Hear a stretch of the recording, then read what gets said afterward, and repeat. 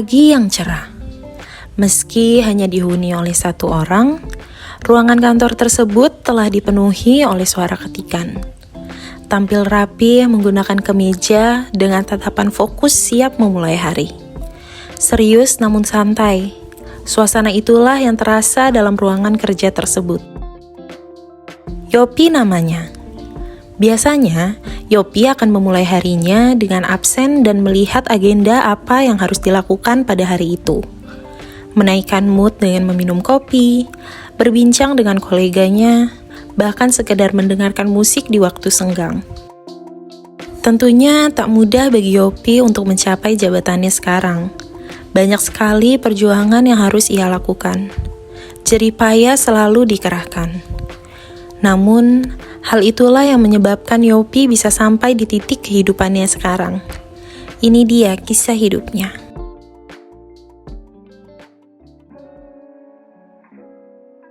Nama saya Yopi. Sekarang bekerja di Badan Riset dan Inovasi Nasional, posisi sebagai Deputi Riset Inovasi Daerah. Yopi bukan berasal dari keluarga yang berada.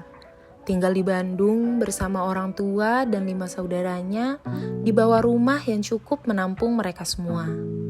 Ibunya merupakan seorang penjahit dan ayahnya bekerja di swasta. Meski begitu, masa kecilnya dipenuhi dengan hal-hal menyenangkan. Jalan ke sekolah, bermain dengan kakaknya, mengambil cemilan dari warung ibunya, dan hal-hal sederhana lainnya membuat masa kecil Yopi lebih dari cukup.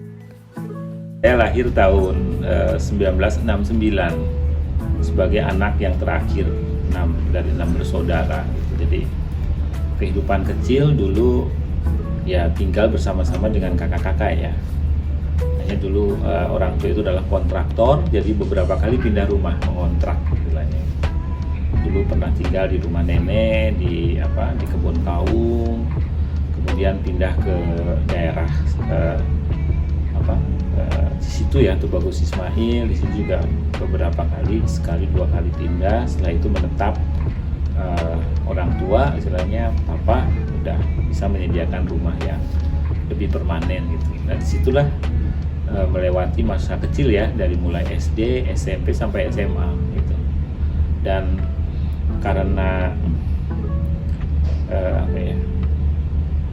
karena daerahnya masih sangat dulu masih agak sepi dibanding Bandung sekarang ya. Jadi masa kecil di Bandung yang di daerah situ Tubagus Ismail itu sangat menyenangkan karena dulu masih banyak sawah, masih banyak sungainya masih cukup bersih dan lain-lain. Karena kalau saya ke sekolah SD itu dulu jalan kaki ya, cukup agak jauh sebenarnya.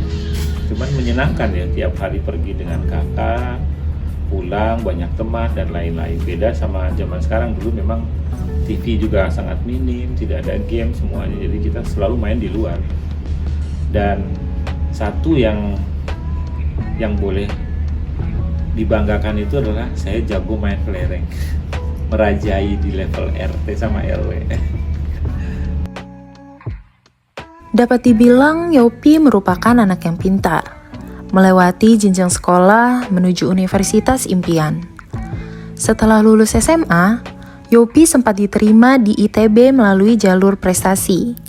Namun, Yopi harus keluar dari kampus lantaran diterima oleh beasiswa untuk belajar di Jepang.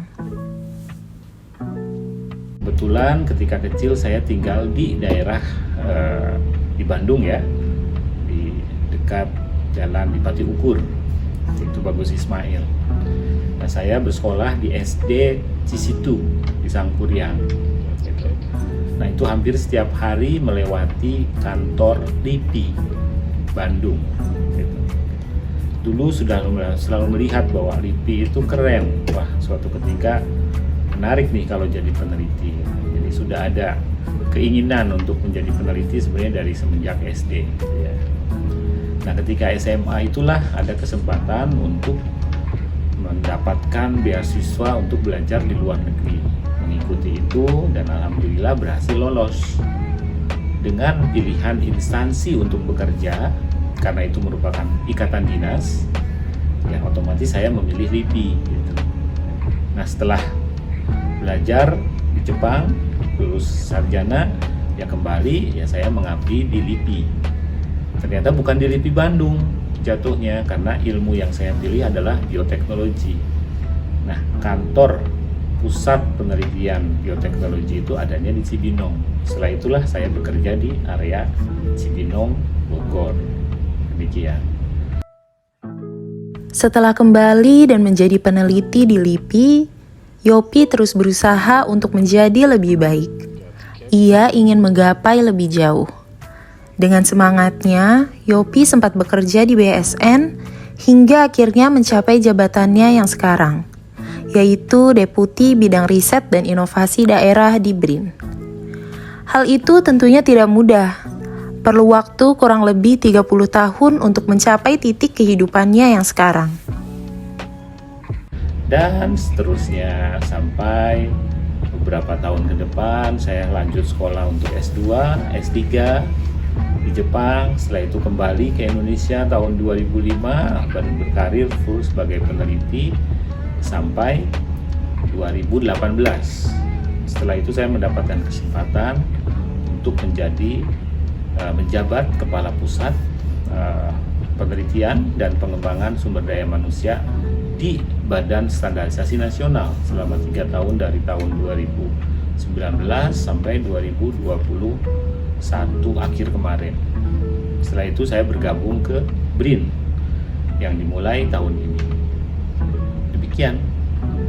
Jadi secara tidak langsung sebenarnya pekerjaannya selalu berhubungan dengan penelitian dari mulai lulus SMA sampai sekarang, dan ini sesuai dengan ya cita-cita atau impian ketika dari mulai SD tadi ya, ada keterkaitan, dan mudah-mudahan masih bisa berkontribusi terus sampai ya nanti pensiun ya istilahnya dalam pekerjaan. Secara total karena saya sudah diangkat sebagai pegawai negeri itu dari tahun 1989, masa kerja saya sebenarnya sudah lebih dari 30 tahun dan sudah mendapatkan penghargaan dari pemerintah untuk 10 tahun masa berbakti, 20 tahun dan 30 tahun masa berbakti. Luar biasa sekali.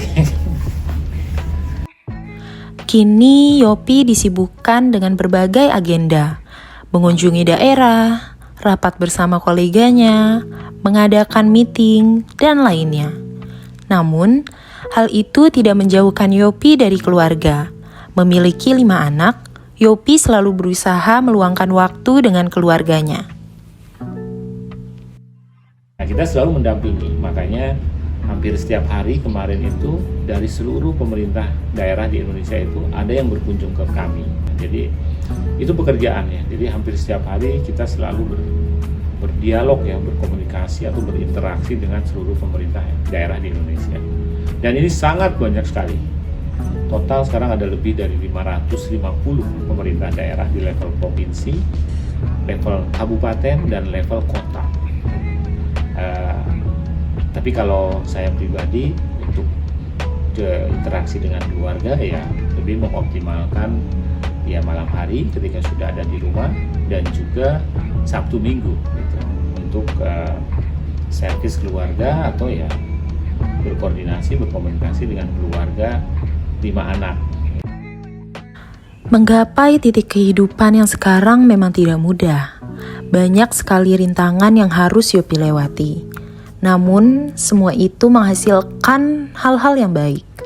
Yopi merasa sangat bahagia akan kehidupannya sekarang. Selama ini, mungkin setiap orang akan memiliki suatu cita-cita untuk masa depannya, gitu ya. Baik itu dari level yang misalnya anak masih kecil ya, anak SD, SMP, SMA, malah mungkin dari mahasiswa gitu ya. Bermimpi itu sesuatu yang indah, itu adalah hal-hal yang justru harus dimiliki oleh setiap orang gitu. Kenapa? Dengan mimpi, dengan imajinasi, itu akan ada suatu energi yang muncul, kita ingin mengarah ke arah mana gitu kan. Jadi ya kalau motivasi pertama ya mimpilah setinggi mungkin gitu, karena tidak ada hal-hal yang tidak mungkin dijalani. Tinggal nanti motivasi kedua itu adalah untuk mengejar mimpi tadi yang kadang-kadang mungkin agak sedikit berubah-ubah ya. Jadi kalau waktu kecil berubah, SMP agak sedikit berubah, SMA juga. Nah, ketika mimpi-mimpi itu sudah agak sedikit lebih terfokus, sebisa mungkin ya melakukan tindakan-tindakan konkret untuk mencapai mimpi itu seperti apa sih bagusnya gitu. Jadi nggak perlu merasa rendah diri atau tidak percaya diri gitu ya. Nah, untuk itu kita hanya tinggal mimpi besar itu dimiliki no problem. Tapi dalam kehidupan sehari-hari justru setiap langkah satu demi satu hari itu yang paling penting gitu. Itu yang lebih mendasar menjadi fondasi. Makanya ya nikmati satu demi hari ini secara tepat gitu. Ketika akan belajar ya belajar maksimal, ketika akan istirahat ya istirahat maksimal, ketika ingin bermain, menonton atau apapun bentuknya ya itu juga harus maksimal. Jadi saya sih serius dalam semua hal.